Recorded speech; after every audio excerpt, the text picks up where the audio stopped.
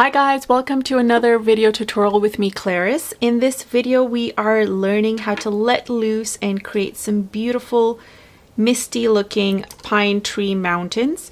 We're going to be using just one color, and the star of the show is actually going to be my Princeton Petals brush number 6. So this video is a bit of a follow-up to this little pretty thing that we painted earlier on. And my focus in this video is going to be a little bit more on how to achieve these really pretty misty mountains with the pine trees. And for that, we are using watercolor paper cut up in the form of a bookmark, because why not? Let's learn something and create something productive that we can hand out to friends and family. So this is bookmark number 1. I'm using the special Princeton Petals brush to create our trees. That's the only thing that's sort of going to be different from this video and this one. So if you have the Princeton Petals brush or the triangle brush, I suggest you pulling it out to use it for our session. And I'm also keeping the round number 4 handy. And just for the base to dampen our sheet, I always like to have a nice thick brush. So we're using the Princeton Oval Wash as well. And then for colors, I want to keep this simple just so you guys can hone in on the technique and get something pretty like this. So we're going to be using my Rockwell Cleopatra green, and I believe it's like a granulating color, so this will look really nice and pretty, very similar to this right here. And we're just going to enjoy this time and have fun. If you're looking for any of the supplies that I've mentioned so far, I have listed everything in the description below, so feel free to take a look over there. But let's get started right away. So I'm going to start off by dampening my sheet, and I'll dampen the bottom first, so the bottom quarter first, because this is where I want to do my first set of misty mountains with the pines.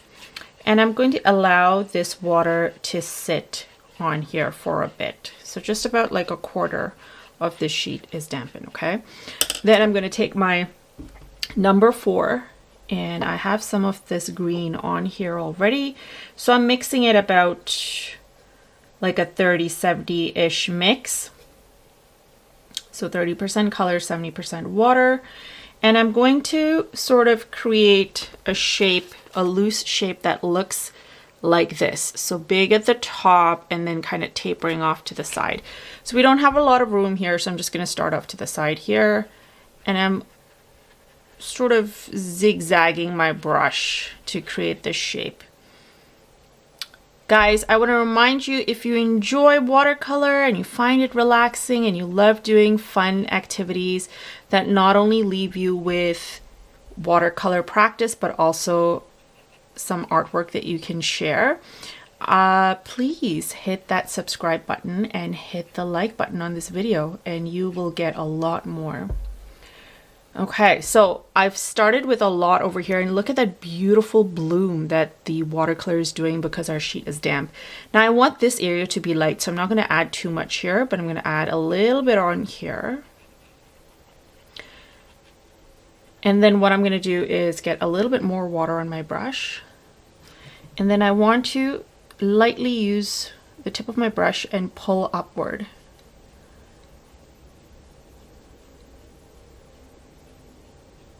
And this gives us, again, a beautiful gloomy sort of bloom.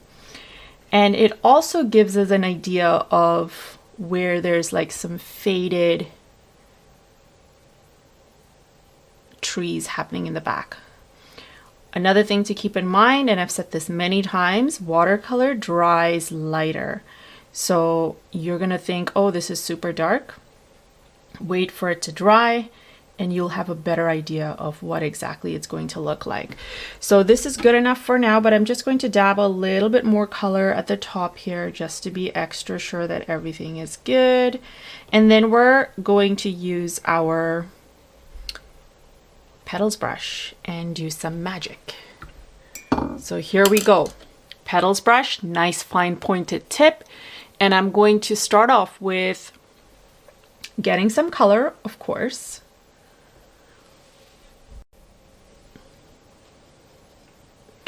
And now I need the color consistency to be a little bit more color, less water, so thicker consistency on my brush. This way, when I'm adding it to this area that's already damp, it doesn't give me a crazy bloom like we already have. So starting off with that nice tip, I'm just going to lightly zigzag. And the beauty of this brush, and I'm going to go downward all the way into the area where it's damp as well. The beauty of this brush is it's so fine that when you're kind of zigzagging back and forth, it's giving you the most organic looking branches to your pine trees that you can imagine. And that's perfect because this is exactly the kind of results we're looking for, especially with a subject that is so loose. So take your time to like really hone in with that fine pointed tip to your pine trees, and then slowly bring it downward. And because our area is still damp, it's going to give us a nice faded look. Now you want to make sure you kind of get to these other areas fairly quickly so that it doesn't completely dry off. And this is where the kind of supplies you use to create such things that require your area to be damp longer play an important role. Because if you've got something that isn't 100% cotton for paper, it'll dry up quicker and you kind of lose out on that opportunity to get a nice pretty blend. But if you're using 100% cotton, you're in luck. You should be able to get some nice effects and be able to sort of take your time creating your little mountains. So for the sake of this video and making sure that it's not going to be too long, I'm going to sort of zoom by this part. I need you to hone in on your creative skills. Take the technique I've just shown you and kind of run with things. Shouldn't have done one here, but let me show you how I'm going to blend that in. Taking my brush, I'm going to lightly dab and blend this in here.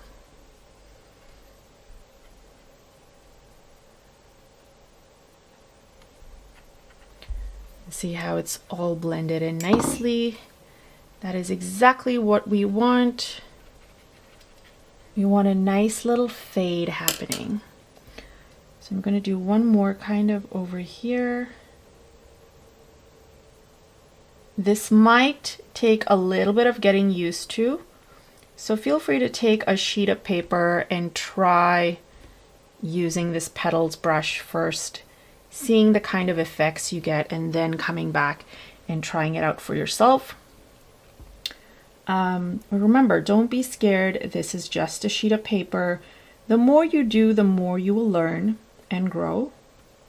And this is meant to be relaxing and fun. So don't overstress about not getting the right effects. Rome was not built in a day. So while we're waiting for this to dry, repeat the same thing at the top over here, just with a lighter version of the green. So remember how it was 30-70 here? Let's do something more like 40-60, sorry, maybe 50-50 even. And yeah, so this time start with the biggest area here and then go taper it this way. Or maybe even halfway if you don't want to go all the way. And so I'm just going to show you how that's going to look floating up in the air. So I'm getting some of that color, watering it down, and I'm dropping that in.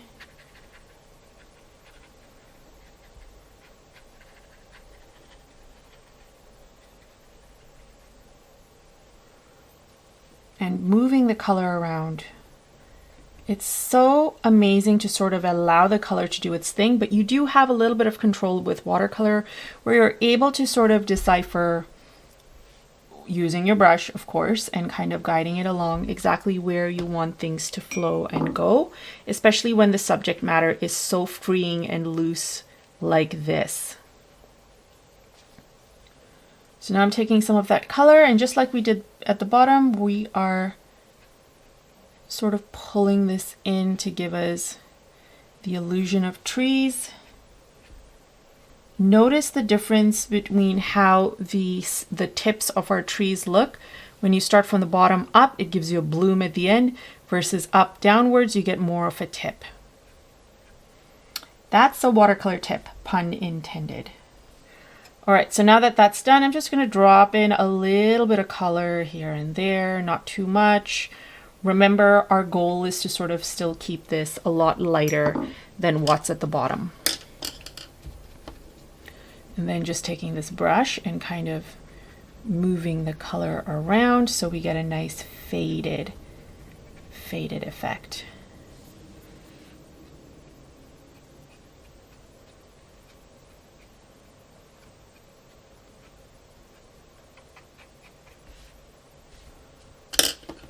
I'm just going to drop, actually we don't need to drop any more color, but I'm going to use this brush right here now. Our petals brush, the star of this video. And we're going to start by starting with the very tallest one here. So take your time, use the tip to sort of draw the top of the tree and then lightly come downward. We don't have to finish the whole tree. Then progress onto doing slightly smaller or shorter trees.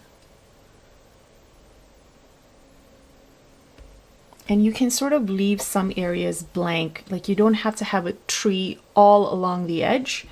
Leave some blank, it kind of gives it more of a natural look.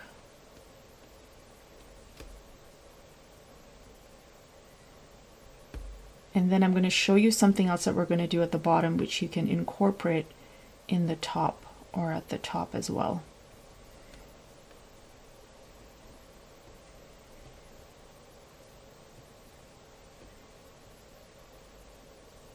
These are so relaxing to do and super fun. So I hope you create many, many, many bookmarks to come. Mother's Day is coming up. So many important dates. I'm sure you've got tons of birthdays as well.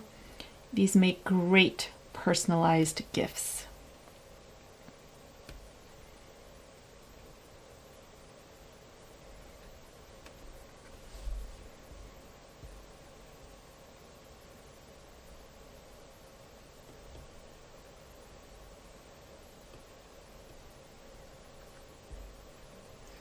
All right, so no more fussing for me. I'm going to let that dry, and we can move on down to this area here. So now we don't have to do too much. I think you got the idea of exactly how we can create this. You can go ahead and create another smaller one in here if you wish.